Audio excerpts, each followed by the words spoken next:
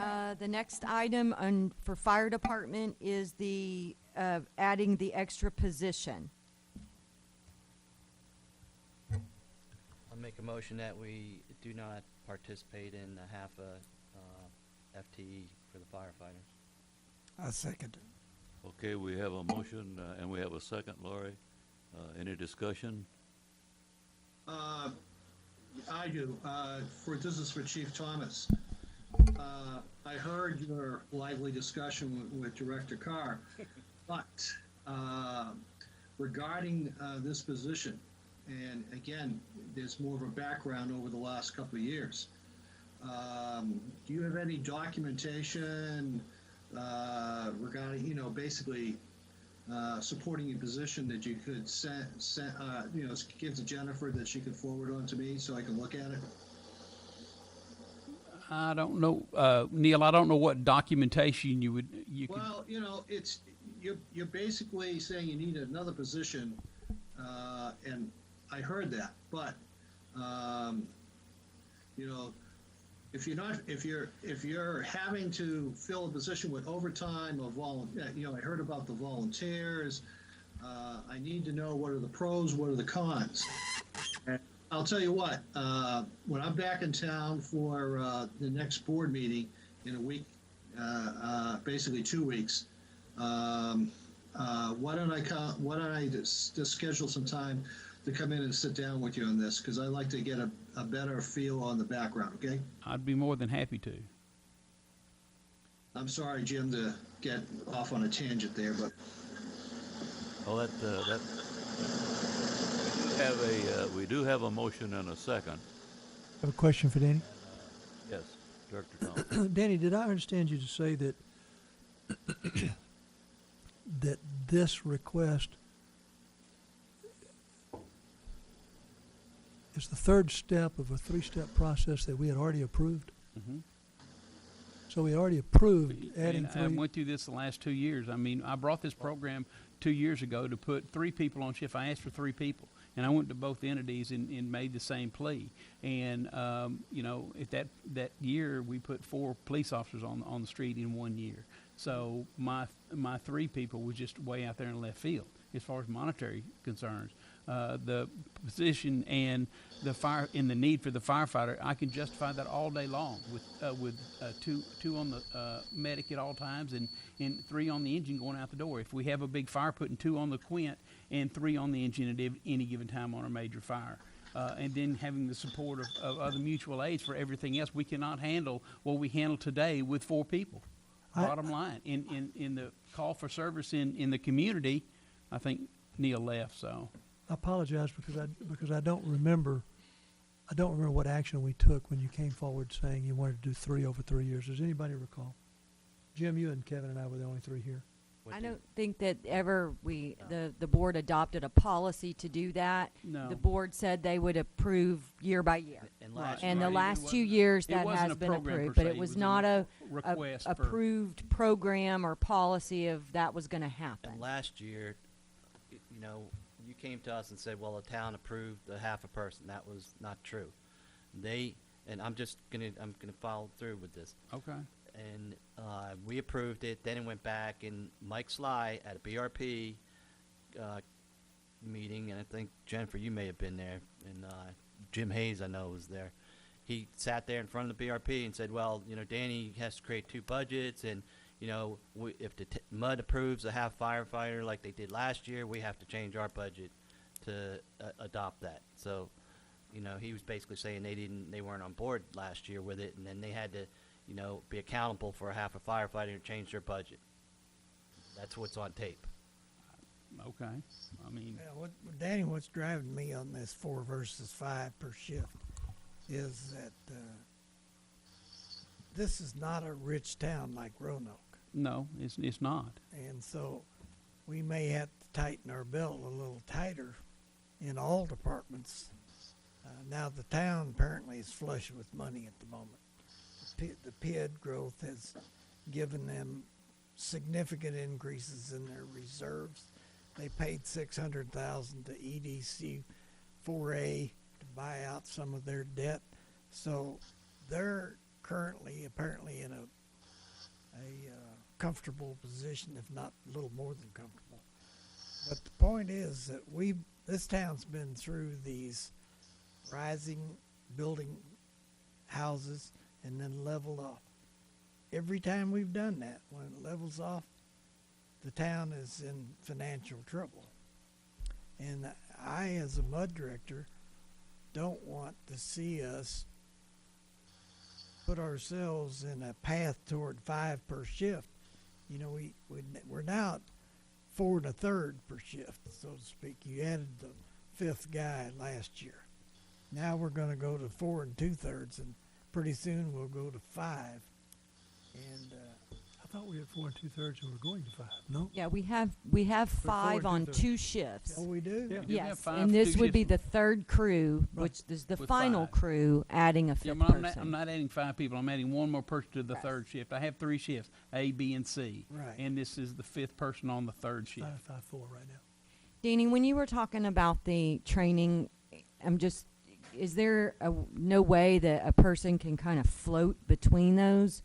Like if you knew that someone needed to go to that training today, is there a reason that we couldn't have had the 5th person move over to this shift so that today someone could go and he just switch out shifts? I'm just asking.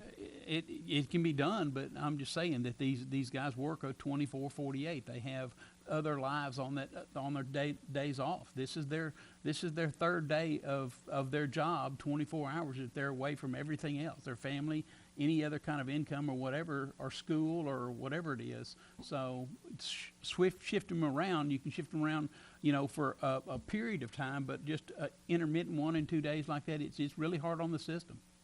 It really is hard on the system. Does it happen a lot? Huh?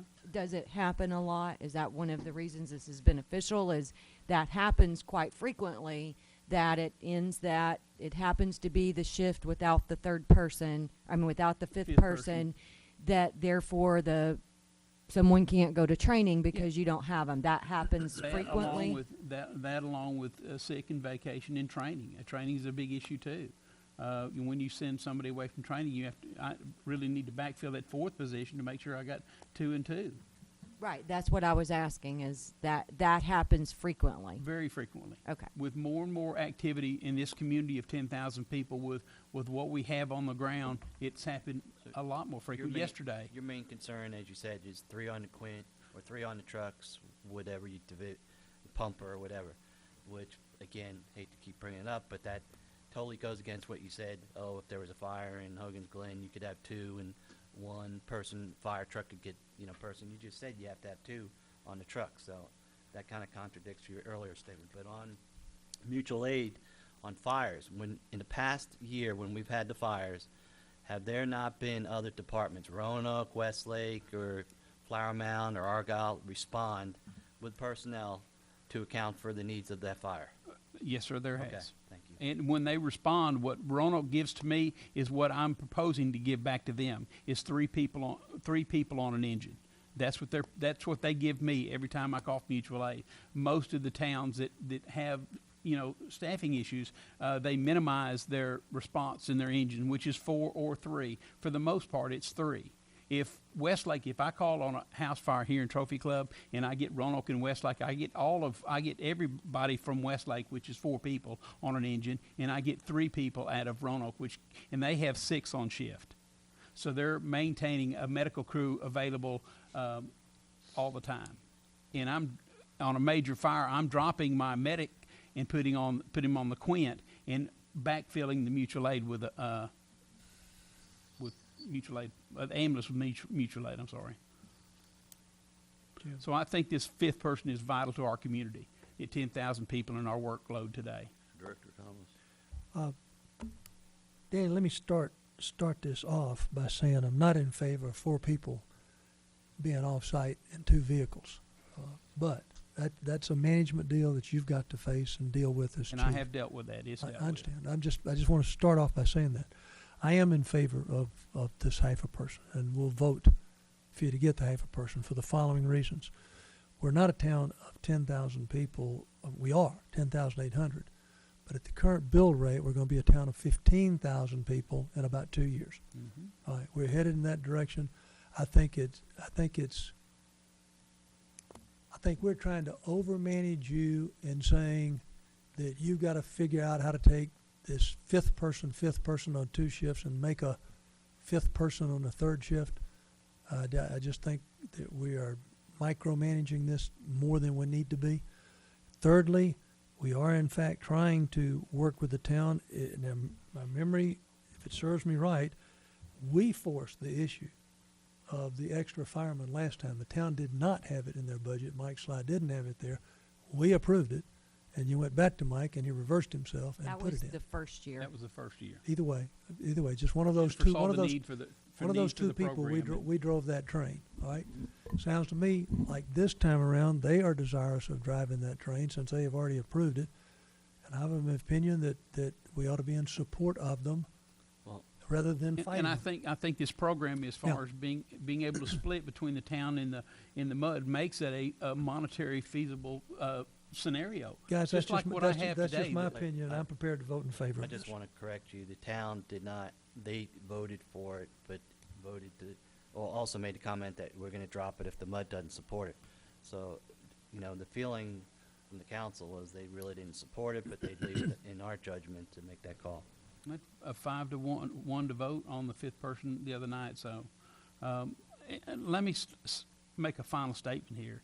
I have what I have today. This community has what it has today because of this board and this mud and what they bring to the table and what the service they bring to the community. My fire station, my trucks, my personnel is what y'all have done. And it's my job to manage that and make the best for this community and do what we need to do at any given time. And I think we do that very, very well. I think this 5th person is a need, and I'm asking the board to fund this 5th person. Okay, if there's no further discussion, we have a motion and a second. We'll call for the vote. All those in Now, favor? the motion was to what? Motion To was to eliminate, deny not- the, Yeah, not fund the half a not person. fund the half fire person. That's the motion. Okay. I'll call for the vote. All of those in favor of not funding the fire person, please raise your hand. Neil, how about you? I'm going to abstain. What? Abstaining. I want to have some more discussions with Danny when I get back to town. Okay, so you abstain, I'm or no? abstaining from this vote. Okay, that's an abstain, if I heard him right. Yeah. Okay.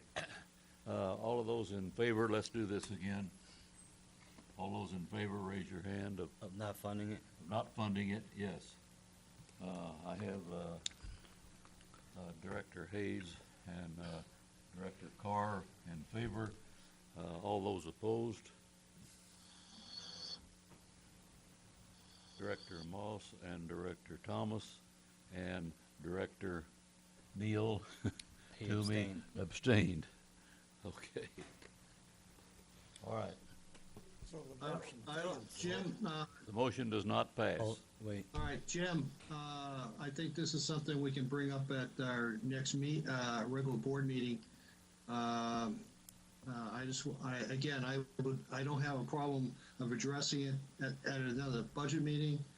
This is something that Danny Thomas, as the chief, is basically going to have to sell me on.